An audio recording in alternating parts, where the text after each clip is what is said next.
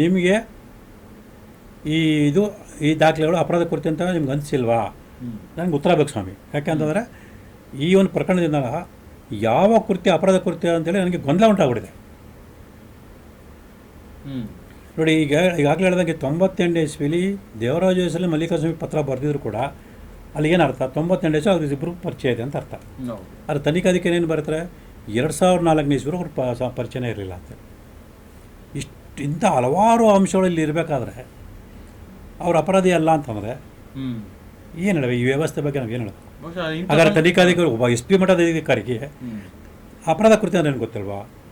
ಒಬ್ಬ SPಗೆ ಅದ್ರ ಬಗ್ಗೆ ಅರಿವಿಲ್ವಾ? ಕಾನೂನು ಅಧಿಕಾರಿಗೆ ಇತ್ಕೊಂಡು ಉತ್ತರ ಕೊಡೋದಲ್ಲ. ಇವತ್ತು ನಾನು ಅವ್ರಿಗೆ ಸ್ಪಷ್ಟೀಕರಣ ಕೇಳಿ ಪತ್ರ ಬರೆದಿದ್ದೆ ಸರ್, SPB ಮತ್ತು SPಗೆ.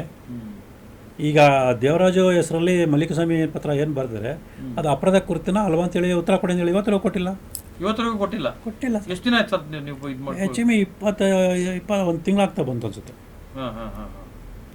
ಈಗ ಅದನ್ನು ಹೈಕೋರ್ಟ್ಗೆ ಹಾಕೋಕ್ಕೆ ರೆಡಿ ಮಾಡ್ತಾಯಿದ್ವಿ.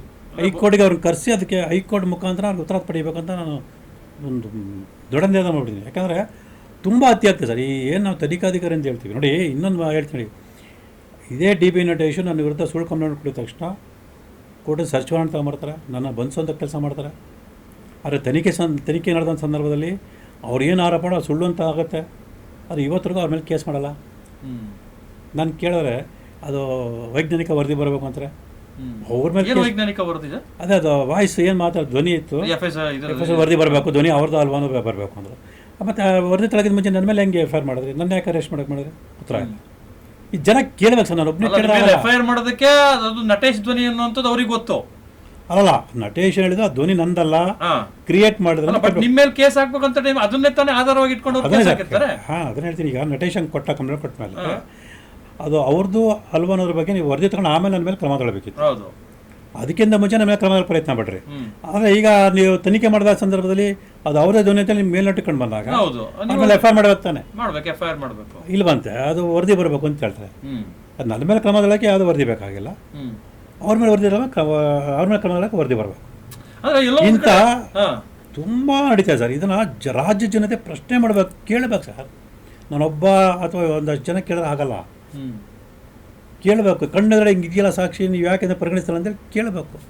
ಅದೇ ಸರ್, ಅದೇ ಏನನ್ಸುತ್ತೆ ಅಂದರೆ ನೋಡಿ, ನಿಮ್ಮ ಪ್ರಕರಣದೊಳಗಡೆ ಈಗ ಮೇಲ್ನೋಟಕ್ಕೆ ಒಂದು ರೀತಿ ಅನುಮಾನಗಳು ಬರುತ್ತೆ. ಯಾಕಂತ ಹೇಳಿದ್ರೆ ತಾವಷ್ಟೆಲ್ಲ ಸಾಕ್ಷ್ಯಾಧಾರಗಳನ್ನು ಕೊಟ್ಟು ಎಲ್ಲ ರೀತಿಯಾದಂಥ ದಾಖಲೆಗಳನ್ನು ಕೊಟ್ಟು ಹೊರತಾಗಿಯೂ ಕೂಡ ಸರ್ ಇಲ್ಲಿ ಇನ್ನೊಂದು ಪ್ರಶ್ನೆ ಕೇಳ್ತೀನಿ ಸರ್, ತಮ್ಮ ಗಮನಕ್ಕೆ ತರ್ತೀನಿ ಸರ್. ಇದೇ ತನಿಖಾಧಿಕಾರಿ ವೈಜ್ಞಾನಿಕ ದಾಖಲೆಯನ್ನು ಕೊಟ್ಟಿದ್ದಾರೆ. ಸೊ ಅದ್ರ ಸ್ಯಾಟಲೈಟ್ ಫೋಟೋಗಳೆಲ್ಲ ಕೊಟ್ಟಿದ್ದಾರೆ. ಅದ್ರ ಪ್ರಕಾರ 2003 ಇಸ್ವಿಲೇ ಅದು ಬಡಾವಣೆ, ಆ ಜಮೀನು ಬಡಾವಣೆ ರಚನೆ ಆಗಿದೆ. ರಸ್ತೆಗಳು ಕಾಣ್ತಾ ಇದೆ, ಪಾರ್ಕ್ ಕಾಣ್ತಾ ಇದೆ, ನಿವೇಶನಗಳು ಕಾಣ್ತಾ ಇದೆ, ಮತ್ತು ಆ ನಿವೇಶನ ಮಾರಾಟ ಸಂಬಂಧಪಟ್ಟ ಕ್ರಯಪತ್ರಗಳಿದೆ.